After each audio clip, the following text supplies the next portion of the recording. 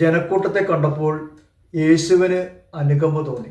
അവർ ഇടയനില്ലാത്ത ആടുകളെ പോലെയായിരുന്നു. യേശു പറഞ്ഞു, അവർക്ക് ഭക്ഷിക്കാൻ കൊടുക്കുക. ഞങ്ങളുടെ പക്കൽ 5 അപ്പവും 2 മത്സ്യവും മാത്രമേ ഉള്ളൂ.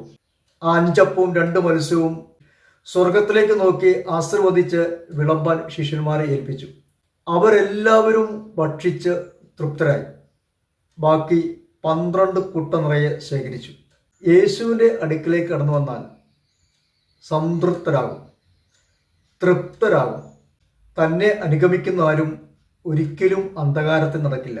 ഈ തിരുവചനങ്ങളിലൂടെ നമുക്ക് നൽകുന്ന വലിയൊരു സന്ദേശമുണ്ട്. അവൻ്റെ അടുക്കൽ കടന്നു വരുന്ന എല്ലാവരും ഭക്ഷിച്ച് തൃപ്തരാകും.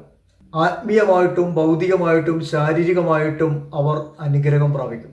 അബ്രാഹത്തിന് കിട്ടിയ അനുഗ്രഹം യേശു ക്രിസ്തു വഴി നമ്മളിലേക്കും ദൈവം നൽകിയിരിക്കുകയാണ്.